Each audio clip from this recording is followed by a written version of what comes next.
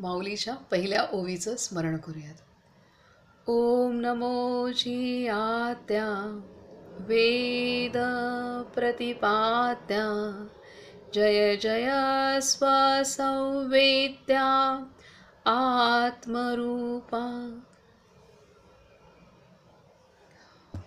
सर्वांना नमस्कार.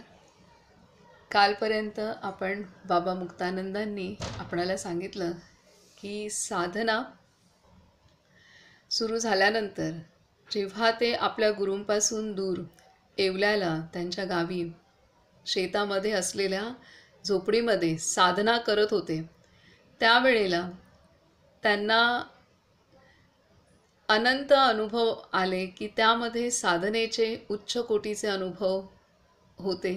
सोबतच त्याबरोबरच दिवसा त्यांना शरीराच्या वेदना, मानसिक उद्वेग, सर्व काही षड्रिपू काम क्रोध लोभ नाही मद मोह मत्सर ह्या सगळ्या काही षडविकार हे सर्व पण सतावत होते. आणि हे दिवसा त्यांना ह्या पद्धतीने शारीरिक आणि मानसिक काही विकार काही कालावधीसाठी सतवत होते. आणि रात्री ते ध्यानाला बसल्यानंतर त्यांना कुंडलिनी शक्तीच्या जागरणामुळे अनंत अनुभव येत होते. तर ह्या दोन्ही क्रिया त्यांच्याबरोबर चालू होत्या. जणू काही आपल्या प्रत्येकाच्या अंतरी जे आत्मतत्व आहे ते आत्मतत्व शरीर आणि मन, बुद्धी, अहंकार ह्याच्याशी एकरूप झाल्यामुळेच त्याला जीव असं म्हटलं जातं. आणि आपल्याकडे दोन्ही भाव आहेत, एक जीवभाव पण आहे आणि शिवभाव पण आहे. दोन्ही आपल्यामध्ये वास करत आहेत. जोपर्यंत ह्या जीवभावाचं पूर्ण शिवभावात रूपांतर होत नाही, म्हणजे आत्ता आपलं जे चित्त आहे किंवा आपलं जे आत्मतत्व आहे त्याला चिकटलंय, देहभाव चिकटलाय, मनाचा भाव चिकटलाय, बुद्धीचा भाव चिकटलाय, अहंकाराचा भाव चिकटलाय.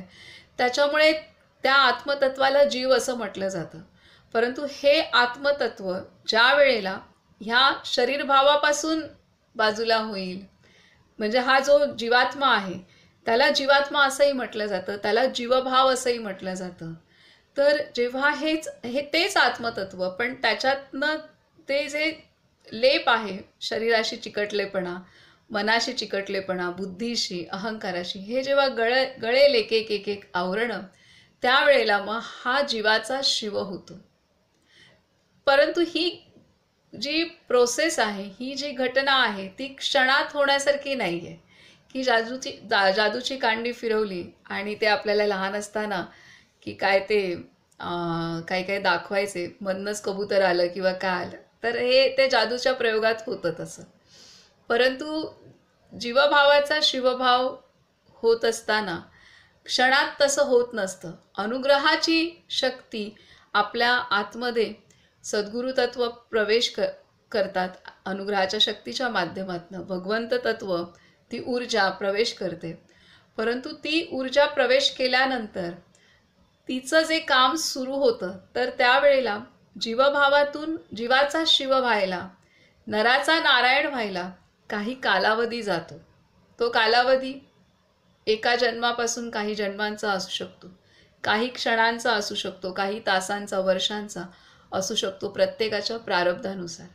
आणि हे दोन्ही गोष्टी, त्यामुळे साधक जेव्हा अनुग्रहित होतो, मग साधक संत का असेना, परंतु त्याच्या टप्पे त्याला सुद्धा त्या पायऱ्यांमधनं जावं लागतं.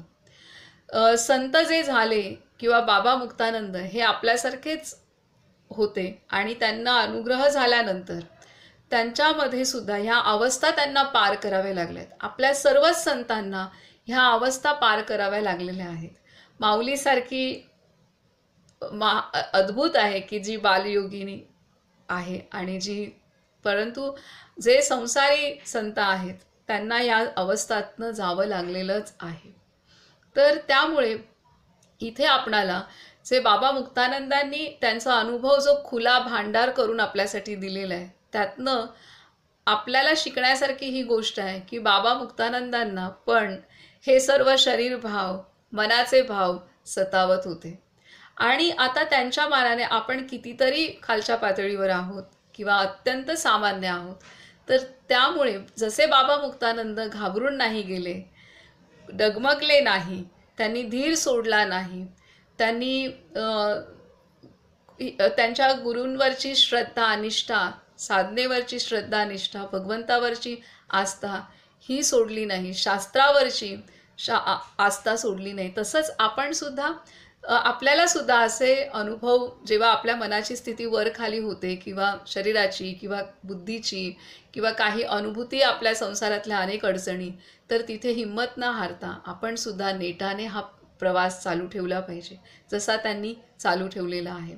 आणि त्यामुळे हे आपल्याला शिकायचं आहे. म्हणजे कोणीही हे महान विभूती पण एका एका झाला अनुग्रह, भगवान नित्यानंदांनी एवढा दृष्टीतून त्यांना शक्तिपात केला आणि एवढा दिव्य उच्च कोटीचा अनुग्रह झाला, तरीसुद्धा त्यांना ह्या सगळ्या घटनांमधनं जावं लागलेलं आहे आणि त्याचे त्यांना शारीर मानस काही कष्ट आहेत, यातना ह्या सोसाव्या लागलेल्या आहेत.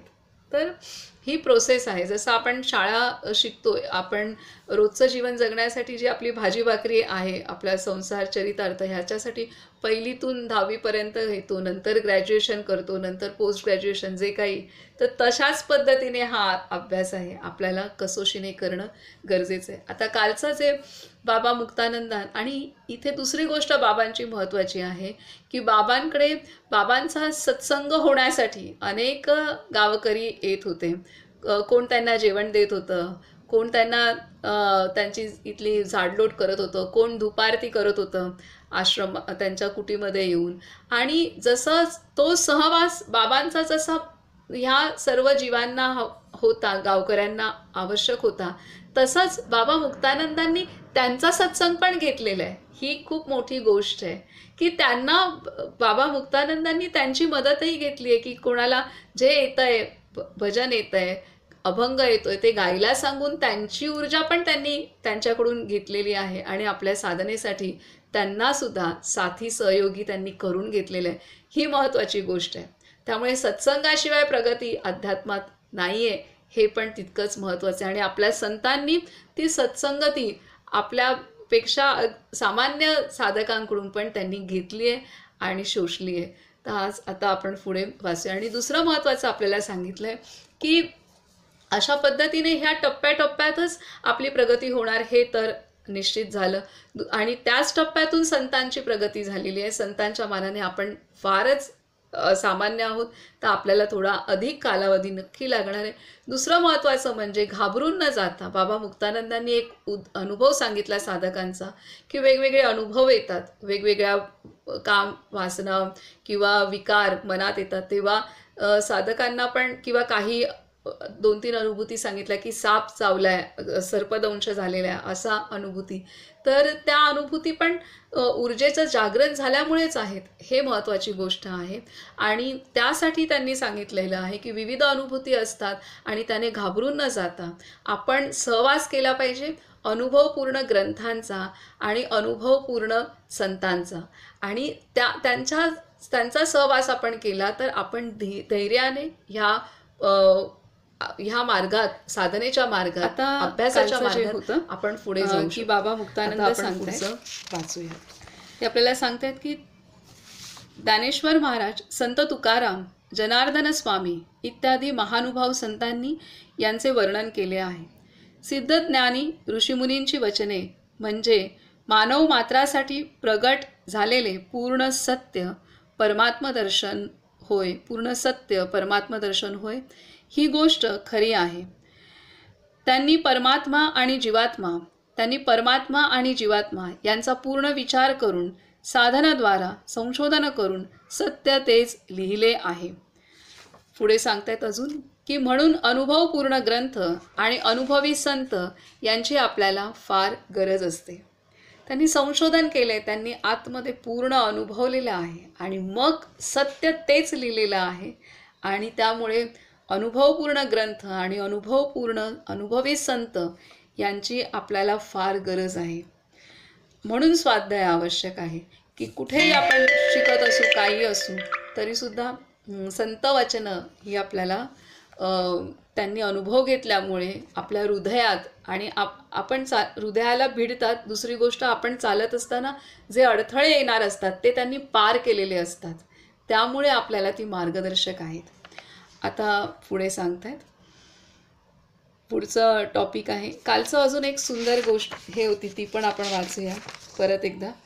की जो रात्री त्यांच्या सोबतीला पहाटे यायचा, आणि तर त्याने जे म्हटलेलं आहे की तू आप अपनी याद कर, फिर आत्म को तू प्राप्त हो, ना जन्मले मर भी नहीं, मत ताप से संतप्त हो, जो आत्मा सो परमात्मा है, तू आत्म से संतृप्त हो, यह मुख्य तेरा काम है, मत देह में आसक्त हो.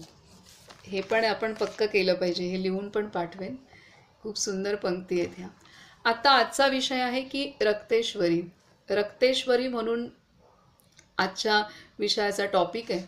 बाबा मुक्तानंद म्हणतायत, माझी साधना दिवसेंदिवस वाढत चालली. माझी साधना दिवसेंदिवस वाढत चालली. ध्यान अधिक गाढ लागू लागले. ध्यान गाढ होता होता पूर्वीचा चमचम करणारा प्रकाश नाहीसा होऊन माझ्याच आकाराची एक लाल रंगाची ज्योत प्रगट होऊन मला अंतर्बाह्य व्यापून स्थिर होई. पुष्कळ वेळेपर्यंत मी या ज्योतीकडे पाहत बसे. तिच्यात अनंत कोटी छोटे छोटे किरणपुंज चमकत होते. काय म्हणतायत ते? माझी साधना दिवसेंदिवस वाढत चालली. ध्यान अधिक गाढ लागू लागले. ध्यान गाढ होता होता पूर्वीचा चमचम करणारा प्रकाश नाहीसा होऊन माझ्याच आकाराची एक लाल रंगाची ज्योत प्रकट होऊन मला अंतर्बाह्य व्यापून स्थिर होई. पुष्कळ वेळेपर्यंत मी या ज्योतीकडे पाहत असे. तिच्यात अनंत कोटी छोटे छोटे किरणपुंज चमकत असत. ते पाहता पाहता मी ध्यानमग्न होऊन जात असे. ध्यानात शरीर हलू डोलू लागे, तर कधी तटस्थ होऊन जाई. शरीराच्या काही क्रियाही होत. मी कधी न केलेली कठीण कठीण आसने अगदी सहज होऊन जात. कधी कधी मी बेडकासारखा उड्या मारीत असे. कधी कधी अंग इतके जोरजोराने हालत असे की जणू काही कोणीतरी देवताच ते हलवीत आहे असे वाटे. गोष्ट बिलकुल खरी आहे. श्री गुरुरूप महादैवताने मला आतून चितिरूपाने व्यापून अंतरशक्तीच्या सहाय्याने मला पकडले होते. श्री गुरुरूप महादैवताने मला आतून चितिरूपाने व्यापून अंतरशक्तीच्या सहाय्याने मला पकडले होते. असो, माझ्या या अनुभवांना प्रमाण म्हणून माझ्या साधनक्रमाचे दर्शन घडविणारा ज्ञानेश्वर महाराजांचा एक अभंग साधकांच्या माहितीसाठी येथे देतो. आता इथे बाबा मुक्तानंदांनी आपणाला काल सांगितलं की जे प्रलयाचं त्यांना दृश्य झालं, आणि प्रलयाचं दृश्य झाल्यानंतर त्यांना ध्यान खोल लागू लागलं, आणि ध्यान खोल लागू लागल्यानंतर त्यांना अनुभूती आली की 2 फूट उंचीचं आणि प्रकाशाचा झोत अंतरी आणि अग्नीचा आणि प्रकाशाच्या अशा ज्वाला आणि वरती ज्योत आहे. म्हणजे तोच आपला मूलाधारापासून सहस्रारापर्यंतचा सुषुम्नेचा मार्ग आहे. तर तिथे कुंडलिनी शक्तीचा प्रवासाचा मार्ग आहे. म्हणजे आपला माकड हाड आहे. माकड हाडापासून ते आपल्या ह्या भागापर्यंत. तर हे जे आहे, तर हा मार्ग आहे आपला, आणि इथे आपला आत्मतत्व आहे. त्यामुळे ज्योत त्यांना तिथं दिसत होती, आणि ते त्यांनी वर्णन असं केलेलं आहे की आतमध्ये काही जळत आहे असं वाटतंय, पण भाजत नव्हतं. म्हणजे अशा ज्वाला, अग्नीची उष्णता हे सर्व जाणवत आहे. आता त्यांना अनुभूती येऊ लागली की हे जे प्रकाश किंवा अग्नी दिसत आहे किंवा ते जाऊन आता त्यांना त्यांच्या आत आणि बाहेर त्यांच्याच आकाराची, म्हणजे आपल्या शरीराच्या आकाराची लाल रंगाचा ज्योत दिसायला लागला. म्हणजे लाल रंगाचा इथे काय दिलंय, प्रकाश नाहीसा होऊन पूर्वीचा चमचम करणारा प्रकाश नाहीसा होऊन माझ्याच आकाराची एक लाल रंगाची ज्योत प्रकट होऊन मला अंतर्बाह्य व्यापून स्थिर होती. म्हणजे आपलं जे शरीर आहे म्हणजे आकाराची, म्हणजे आपली जेवढी उंची आहे बाबा मुक्तानंदांची, तेवढ्या आकाराची त्यांना ती ज्योत, लाल रंगाची ज्योत आत बाहेर दिसू लागली. हे त्यांना पुढची साक्षात्काराची अनुभूती, आत्मसाक्षात्काराची अनुभूती होऊ लागली. आता त्या ज्योतीतनं ते पूर्णतः अंतर्बाह्य व्याप्त असलेली त्यांच्याच उंची एवढी, त्यांच्याच आकारा एवढी उंच आणि आकार एवढी त्यांना ज्योत दिसू लागली आणि त्या ज्योतीमध्ये कोटी कोटी प्रकाशपुंज त्यांना दिसत होते. ह्या संदर्भातला ज्ञानेश्वर महाराजांनी जे लिहिलेला अभंग आहे ते आपल्याला सांगतायत. आता या अभंगामध्ये खूप मोठं सूत्र आपल्या व्यक्तिमत्वाचं आपल्याला उलगडलं जाईल. आता ते सांगतायत की माझ्या या अनुभवांना प्रमाण म्हणून माझ्या साधन क्रमाचे दर्शन घडविणारा ज्ञानेश्वर महाराजांचा एक अभंग साधकांच्या माहितीसाठी येथे देतो. तो अभंग आहे, आकाशाचा शेंडा कमळ निराळे, त्यासी 4 दळे शोभताती, औट हात 1 अंगुष्ठ दुसरे, परवार्ध मसुरे प्रमाण हे, रक्त श्वेत श्याम नील वर्ण आहे, पीत केशर हे माझी तेथे, तयाचा मकरंद स्वरूप ते शुद्ध, ब्रह्मादिका बोध हाची झाला, ज्ञानदेव म्हणे निवृत्ती प्रसादे, निज रूप गोविंदे जणी पाहता. आता इथे जी ज्योत दिसत होती लाल रंगाची पूर्ण आकाराची, म्हणजे त्या ज्योतीची लांबी, रुंदी, उंची पूर्ण बाबा मुक्तानंदांच्या आकाराची आत बाहेर अशी ज्योत दिसत होती. त्या ज्योतीत आणि ती लाल रंगाची, त्या ज्योतीच्या संदर्भातला एक सूत्र आहे अभंगा रूपातलं ज्ञानेश्वर महाराजांचं, ते त्यांनी सांगितलंय. आता इथे याचा अर्थ आपण पाहूया.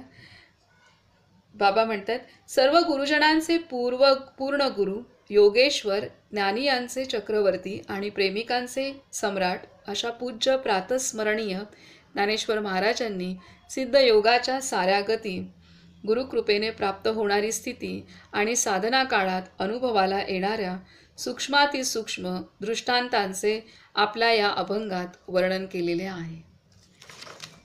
हे पूर्ण प्रमाण आहे, परमसत्य आहे. हा परमार्थ पथाचा मार्गदर्शक मंत्र आहे, साधकांना मार्गदर्शन करणारे गाईड आहे.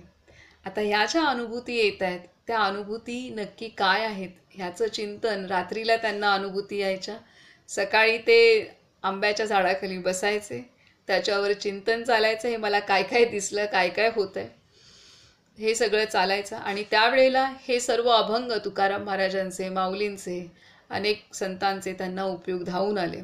तर हे लाल ज्योतीच्या संदर्भातला अभंग आहे आणि हा अभंग माऊलींनी पूर्णतः अनुभवलेला आणि सर्वांसाठी लिहिलेला परमसत्य आहे असं बाबा मुक्तानंद म्हणतात. आणि हा परमार्थ पथाचा मार्गदर्शक मंत्र आहे साधकांना. ह्या भागामध्ये आज आपण जे वाचन करणार आहे त्याच्यामध्ये बाबा मुक्तानंदांनी पुन्हा तत्व सांगितलेले आहेत. जसं आपल्याला आत्तापर्यंत कुंडलिनी शक्ती, त्यानंतर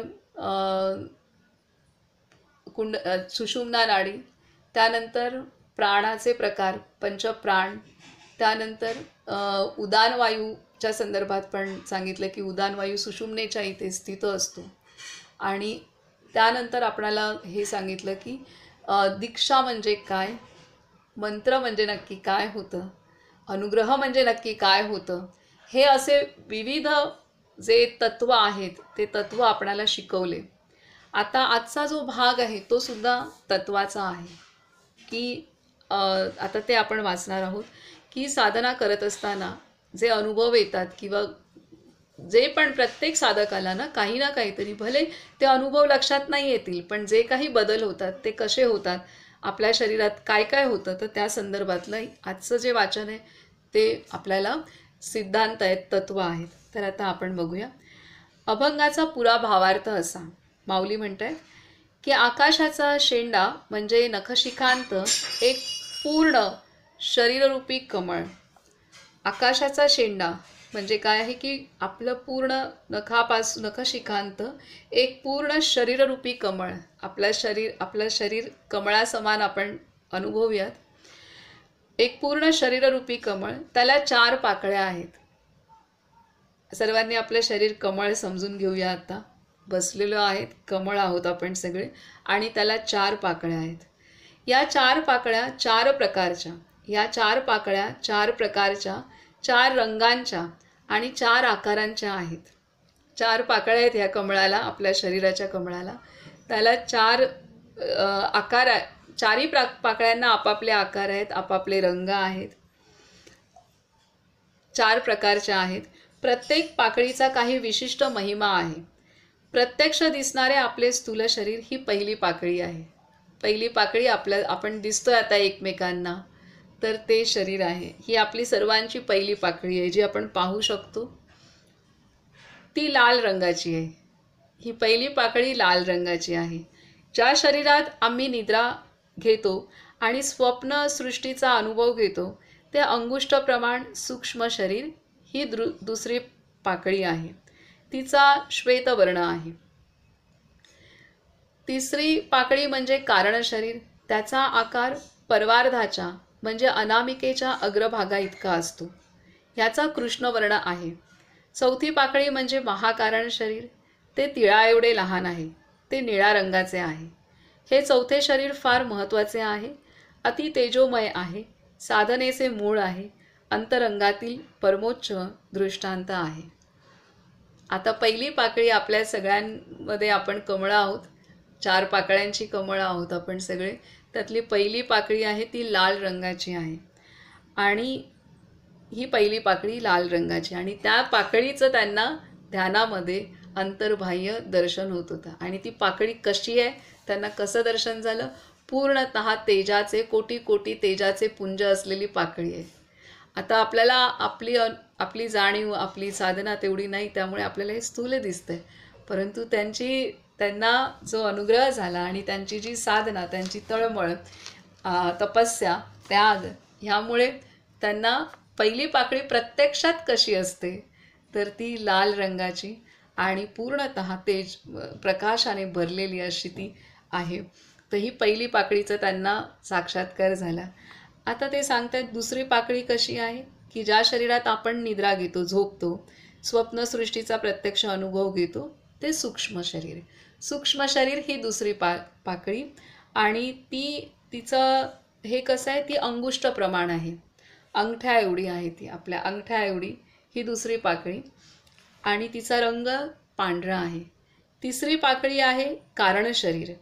त्याचा आकार परवार्धाच्या म्हणजे अनामिकेच्या अग्रभागा इतका आहे. अनामिका म्हणजे हे बोट आपलं पहिलं अंगठ्याच्या बाजूचं, आणि अग्रभाग म्हणजे ह्याचा पहिला, ही कांड आहेत, ह्याचा पहिलं हे पर्व, तर अनामिकेच्या अग्रभागा इतका आहे. आणि तिचा रंग आहे काळा रंग आहे कारण शरीराचा, आणि महाकारण शरीर आहे ही चौथी पाकळी आहे. आणि ते तिळा एवढे लहान आहे आणि निळ्या रंगाचे आहेत. 4 पाकळ्या आहेत. जे शरीर दिसतंय ते लाल रंगाची पाकळी, आणि तिचा जो हे आहे औट हात म्हणून त्यांनी दिलंय, तर ते नंतर आपण हे पाहू. 3.5 हात तिची उंची असते पहिल्या पाकळीची. आणि दुसरी ती लाल रंगाची जे शरीर. दुसरी पाकळी सूक्ष्म शरीर आहे. ती पाकळी आहे अंगठ्याच्या आकाराची आणि तिचा रंग आहे पांढरा. तिसरी पाकळी कारण शरीर. त्याचा आकार आहे आपल्या बोटाच्या परवा इतका, म्हणजे आणि तिचा रंग आहे काळा. आणि चौथी पाकळी आहे ते महाकारण शरीर, आणि ते निळ्या रंगाचे आहे, मसूरा एवढा आहे. तर अशा 4 पाकळ्या आहेत. हे 4 आहेत, आणि पहिल्या पाकळीचा अनुभव त्यांना झाला. आता पुढे म्हणतात, श्री गुरूंची कृपाशक्ती सूक्ष्म रूपाने शिष्याच्या शरीरात प्रवेश करून महान कार्य करीत असते. ज्याप्रमाणे गवतात पडलेली छोटीशी ठिणगी पाहता पाहता प्रचंड अग्निज्वाळेचे स्वरूप धारण करते, त्याप्रमाणे सिद्ध विद्यार्थ्यांच्या अंतर्यामी प्रविष्ट झालेली चितिशक्ती त्याच्या अंतर्शक्तीशी एकरूप होऊन एकात अनेक कार्ये करीत असते. काय सांगतात की ह्या अनुभूती का येतात, तर श्री गुरूंची कृपाशक्ती सूक्ष्म रूपाने शिष्याच्या शरीरात प्रवेश करून महान कार्य करीत असते. ती अनुग्रहाची शक्ती मदत करते, आणि ती कृपाशक्ती, श्री गुरूंची कृपाशक्ती म्हणजेच अनुग्रहाची शक्ती सूक्ष्म रूपाने शिष्याच्या शरीरात प्रवेश करून महान कार्य करीत असते. ज्याप्रमाणे गवतात पडलेली छोटीशी ठिणगी पाहता पाहता प्रचंड अग्निज्वाळेचे स्वरूप धारण करते, त्याप्रमाणे सिद्ध विद्यार्थ्यांच्या अंतर्यामी प्रविष्ट झालेली चितिशक्ती त्याच्या अंतर्शक्तीशी एकरूप होऊन एकात अनेक कार्ये करीत असते. ही अनुग्रहाची शक्ती आणि त्या शिष्याची, साधकाची स्वतःची शक्ती अशी मिसळून मग ती एकात एक अनेक कार्य, अनेक अनुभूती, अनेक आतमध्ये कार्य करीत असते. प्रथम कार्य, आता काय कार्य आहेत ते सांगतायत. प्रथम कार्य त्या रक्तवर्णाच्या पाकळीशी संबंधित आहे. पहिलं कार्य काय होत आहे तर रक्तवर्णाच्या पाकळीशी. रक्तवर्णाची पाकळी म्हणजे शरीराची पाकळी आहे, ती शरीराशी संबंधित आहे. पहिलं कार्य शरीराशी संबंधित होतं. बघा, प्रथम कार्य त्या रक्तवर्णाच्या पाकळीशी संबंधित आहे. तिचे प्रमाण औटहात प्रमाण दिले. औटहात म्हणजे नखापासून शिखेपर्यंत 3.5 हात इतकी तिची व्याप्ती आहे. पूर्ण पायाच्या नखापासून आपल्या डोक्यापर्यंत 3.5 हात हे पहिली पाकळी आहे आपल्या कमळाची आणि जी शरीर आहे. सुख आणि दुःख भोगण्याचे साधन हे त्या शरीराचे स्वरूप आहे. त्या शरीराच्या सहाय्यानेच पाप आणि पुण्यकर्म केले जातात आणि त्याच्याच सहाय्याने जीवात्मा मोक्षधर्म साधन करीत असतो. काय म्हणतात, शरीराच्या सहाय्यानेच पाप आणि पुण्यकर्म केले जाते आणि जीवात्मा आणि त्याच्या सहाय्याने जीवात्मा मोक्षधर्म साधन करीत असतो. पंच ज्ञानेंद्रिये, पंचकर्मेंद्रिये, पंचप्राण आणि अंतःकरण चतुष्टय यांच्या सहाय्याने स्थूल शरीरात स्थूल भोग भोगणारा जीवात्मा नेत्रस्थानी राहत असतो. जे जागृतावस्थेत भोग भोगते ते हे रक्तवर्णाचे औटहात शरीर. हे शरीर नसते तर जीवात्मा अस्तित्वात असला तरी दृष्टीस पडत नाही. ओंकाराच्या 4 मात्रांमध्ये अकार ही पहिली मात्रा असून तिचे अभिमानी विश्व नामक हे औटहात शरीर आहे. आता इथे सांगतात की पंच ज्ञानेंद्रिये, पंच कर्मेंद्रिये, पंचप्राण आणि अंतःकरण चतुष्टय यांच्या सहाय्याने स्थूल शरीरात स्थूल भोग भोगणारा जीवात्मा नेत्रस्थानी राहत असतो. जे जागृतावस्थेत भोग भोगते ते हे रक्तवर्णाचे औटहात शरीर. हे शरीर नसते तर जीवात्मा अस्तित्वात असला तरी दृष्टीस पडत नाही. ओंकाराच्या 4 मात्रांमध्ये अकार ही पहिली मात्रा असून तिचे अभिमानी विश्व नामक आहे हे औटहात शरीर आहे. आता इथे ते सांगतायत आपल्याला की पहिली पाकळी आपल्या आपण कमळ आहोत आणि आपली पहिली पाकळी ही 4 प्रकारच्या पाकळ्या, त्यातलं पहिली पाकळी म्हणजे शरीर आहे आणि ती पाकळी ही 3.5 हात उंच असते आणि ती लाल रंगाची असते आणि तेच म्हणजे आपलं शरीर. आणि हे शरीर हे शरीर सुखदुःख सर्व काही भोगतं आणि हेच ह्या शरीराच्या माध्यमातून आपण साधन करून आत्मसाक्षात्कार भगवत प्राप्ती करून घेतो. आणि ह्या शरीरामध्ये जीवात्मा डोळ्याच्या रूपाने राहत असतो. म्हणूनच आपण एकमेकांच्या शक्ती पण जो शक्तिपात करवला भगवान नित्यानंदांनी, त्यांनी डोळ्यातनं ती शक्ती दिली त्यांना. म्हणून आपण जेव्हा आपल्या सद्गुरूंचे पण फोटो पाहतो किंवा आपण एकमेकांना पाहतो तर आपल्याला डोळ्यांमधनं आपण पोचतो त्या आत्मतत्वापर्यंत. ह्या खिडक्या आहेत आपल्याला आपल्या आत्म्याचं एकमेकांची अनुभूती घेण्याच्या. हे डोळे आपल्या खिडक्या आहेत. तर ह्या डोळ्यांच्या माध्यमातून, डोळ्यांच्या प्रकाशातनं आपण त्या तत्वाला अनुभवतो. तर इथे हे असं पहिल्या पाकळीचं वर्णन केलेलं आहे. आणि दुसरं महत्त्वाचं म्हणजे त्यांनी सांगितलं की ओंकार आहे, सर्व निर्मिती ओंकारातून आहे. तर ओंकारामध्ये काय आहे, अ उ म आणि अर्धचंद्र, अर्धमात्रा हे 3 आहे. तर त्यातला अ जो आहे, अ म्हणजे हे आपलं स्थूल शरीर आहे आणि त्यालाच दुसरं नाव दिलंय की विश्व. त्यालाच दुसरं नाव दिलंय विश्व. आता आपलं हे शरीर आहे, मर्यादित विश्व आहे आणि पूर्ण विश्व आपण हे धरू शकतो की त्याची निर्मिती सुद्धा अ अ हे आहे दिसणारं विश्व जे अ आहे. आपल्या आपलं पण आपल्या आतमध्ये आपण प्रत्येक निर्मिती अ उ म पासनं आहे, अर्धमात्रा. तर आता बाबा आपण पण मुक्तानंद ओंकारातनं म्हणतायत, निर्माण झालोय. तर शक्ती आता जागृत ह्यातला झाली अ की कुठला, तर या माझी स्थूल पहिली शरीरात पाकळी ही अनेक अ आहे. प्रकारच्या क्रिया होऊ लागतात. या तर क्रिया आता अर्थशून्य पहिल्या नसतात, पाकळीचं आपण त्या पाहिलं. रोगनाशक आता असून पुढे आपण पाहूया. त्यांच्यामुळे नाडी शुद्धी होत असते. स्थूल शरीराच्या क्रिया इतर शरीराहून भिन्न असतात. सामान्यतः बऱ्याच काळपर्यंत अशा क्रिया होत राहतात. रक्तज्योतीचे ध्यान होऊ लागल्यावर रोज रोज विविध प्रकारचे अनुभव येऊ लागतात.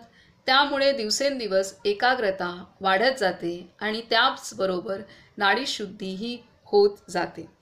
तर इथे ते दिलंय की पहिल्यांदा जे साधना सुरू केली किंवा नामस्मरण केलं किंवा आपण चिंतन मनन करू लागलो, हेही साधनच आहे. वाचन करू लागलो, श्रवण करू लागलो, तर पहिला परिवर्तन होतं हे देहामध्ये होतं, शरीराच्या पातळीवर होतं. तर आता इथे बाबा मुक्तानंदांना असे अनुभूती आल्यात, ज्योत दिसली.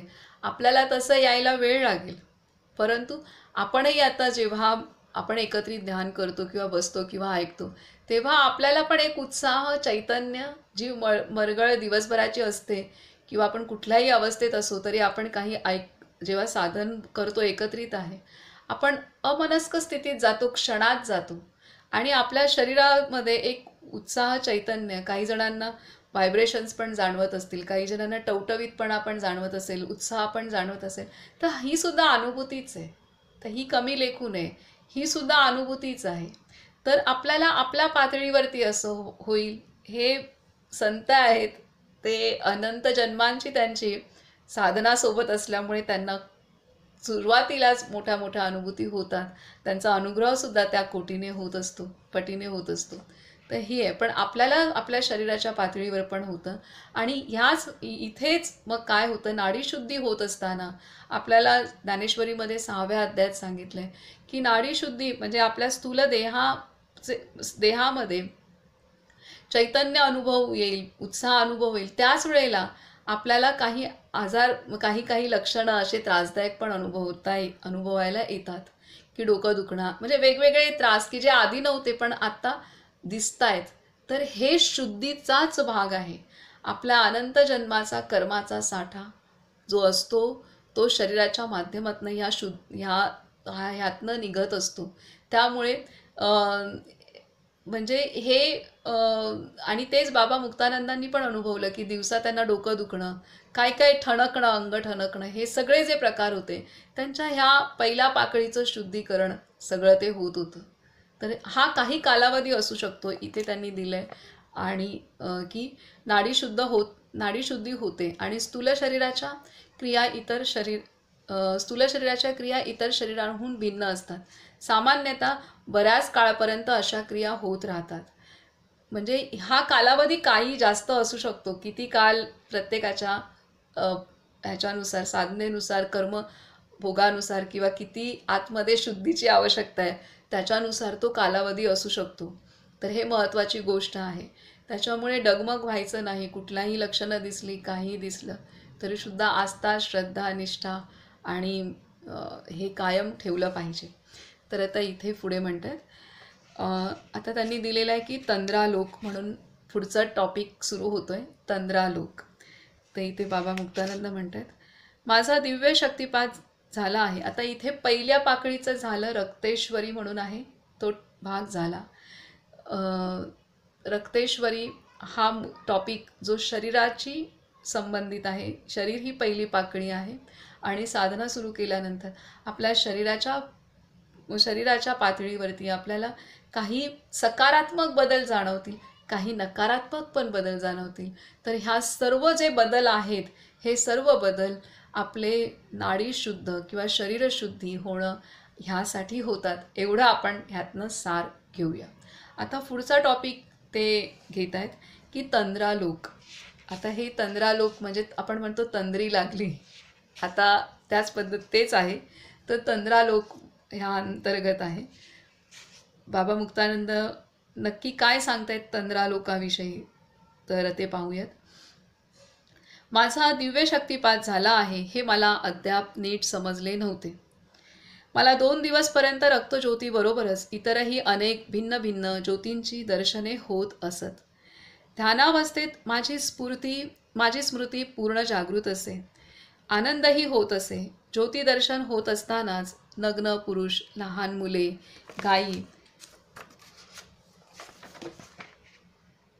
गायी किंवा सुंदर सुंदर लष्करी घोड्यांचे कळपही दिसत असत.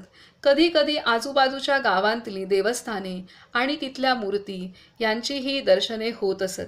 सकाळ संध्याकाळ दोन्ही वेळा मी न चुकता 2 तास किंवा त्याहीपेक्षा जास्त वेळ ध्यान करीत असे. अगदी प्रेमाने करीत असे.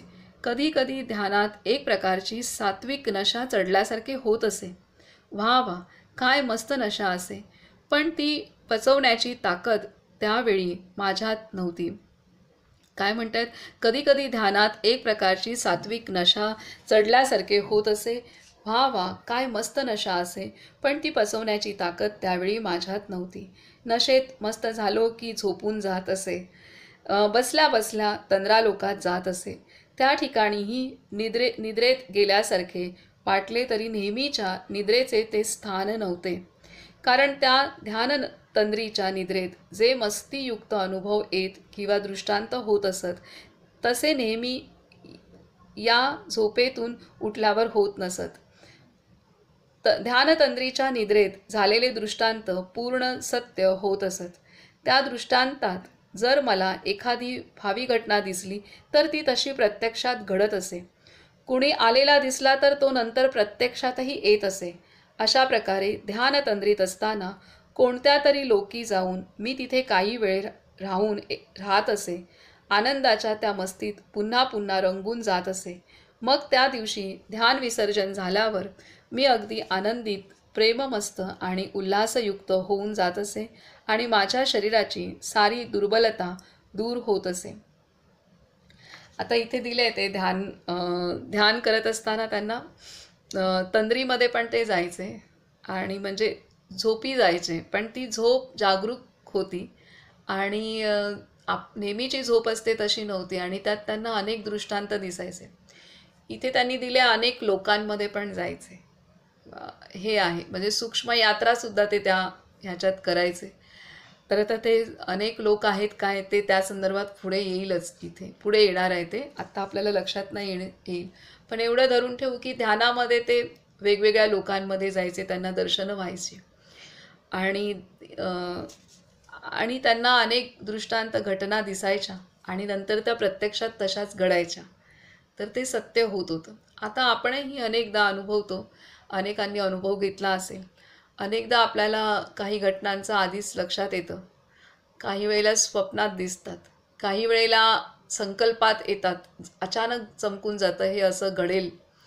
तर हे पण थोडंसं ह्या शक्तीचं जागरण आहे, त्यामुळे होतं. असे अनेकांनी आपल्यापैकी आता आपण एवढे जण आहोत, अभ्यास करतोय तर अनुभव असतील. तर हे जागरणच आहे, हे शक्तीचं जागरण आहे. तर आता हे आपल्या पातळीवरचं छोटंसं आहे. आता पुढे म्हणत आहेत की स्वप्न आणि निद्रा याहून तंद्रास्थान वेगळे आहे. स्वप्न पडणं आणि झोप ह्याच्यापेक्षा तंद्रा वेगळी आहे. ते स्थान सर्वज्ञता कालयुक्त आहे. त्या स्थानी होणारा प्रत्येक दृष्टांत सत्य होत असतो. अशा प्रकारचे अनुभव आल्यामुळे आपल्या पूर्वकालीन ऋषीमुनींच्या सर्वज्ञतेबद्दल आणि पारदर्शिकत्वाबद्दल माझी पूर्ण खात्री झाली. काय दिलं इथे त्यांनी, स्वप्न आणि निद्रा याहून तंद्रास्थान वेगळे आहे. तंद्रास्थान ही वेगळी अवस्था आहे. ही म्हणजे इथे झोपल्यासारखं वाटतं परंतु ते पूर्णतः जागरूक अवस्था असते. तर ही वेगळी अवस्था आहे. आणि स्वप्न आणि निद्रा, स्वप्न पडणं आणि गाढ झोप लागणं ह्याच्यापेक्षा तंद्रा हे एक वेगळी अवस्था आहे. आणि इथे सर्वज्ञता काल ही ते स्थान सर्वज्ञता कलायुक्त आहे. ह्या स्थानी पूर्णतः जागरूक अवस्था आहे, पूर्णतः ज्ञानयुक्त अवस्था आहे, हे पण सांगितलं आहे. आणि या स्थानी होणारा प्रत्येक दृष्टांत सत्य होत असतो, हेही देत आहेत. की आपल्याला अनेकांना भीती वाटते की मला असं स्वप्न पडलं तर ते खरं होणार का. तर ही भीती अनेकदा असते. तर प्रत्येक स्वप्न खरी नाहीत होणार. आणि त्यामुळे किती कसंही स्वप्न पडले तरी घाबरून जाता कामा नये. जे स्वप्न जर आपल्या काही अवस्था अशा त्या स्वप्न पडण्याचं आणि तंद्र्यात असेल तर ते नक्की होऊ शकतं. काही होऊ शकतात, सगळेच नाहीत, पण आपल्याला पडणारी स्वप्न ही गाढ झोपेतलीच असतात. तंद्रेतल्या अवस्था फार कमी आहेत, फार कमी म्हणजे फार कमी. तर त्यामुळे हे इथे त्यांनी स्पष्ट केलेलं आहे. आता इथे देत आहेत की या स्थानी होणारा प्रत्येक दृष्टांत सत्य होत असतो, कारण ती ध्यानपूर्ण अवस्था आहे. अशा प्रकारचे अनुभव आल्यामुळे आपल्या पूर्वकालीन ऋषीमुनींच्या सर्वज्ञतेबद्दल आणि पारदर्शिकत्वाबद्दल माझी पूर्ण खात्री झाली. हे सगळं त्यांनी ऋषीमुनींनी हे सगळं नोट डाऊन केलेलं आहे. कुठलं दिसणारा खरं होईल, कुठलं दिसणारा नाही होईल, हा सगळा मोठा शास्त्र आहे.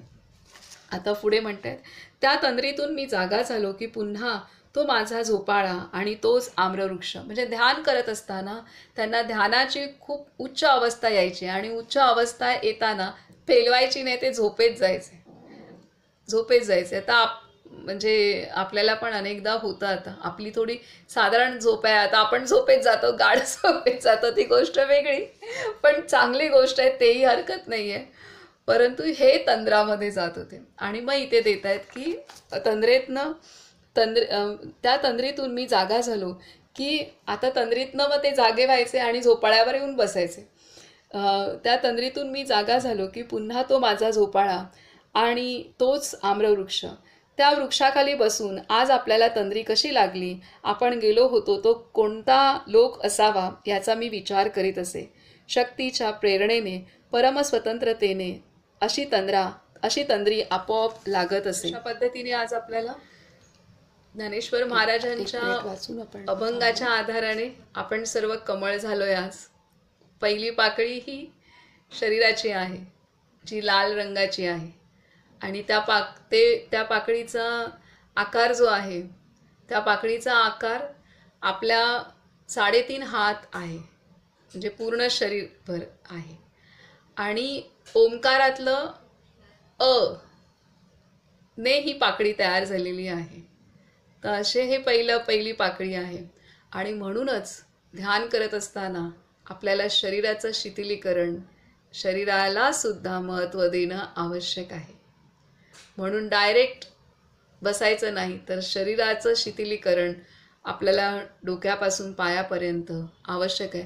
म्हणूनच गुरुध्यान हे महत्त्वाचं होतं, महत्त्वाची पायरी आहे की गुरुध्यान त्यांनी सांगितलं. आणि ज्ञानसिंधूमध्ये गुरुध्यान सांगितलं की प्रत्येक ठिकाणी त्यांनी आपल्या गुरूंना बसवलेलं आहे आणि ते त्यांनी ध्यान केलं आहे. आणि आपण पण माऊलींनी आपल्याला ध्यान जेव्हा घेतलं तेव्हा आपल्याला पहिला पाया हा शरीराचा दिला.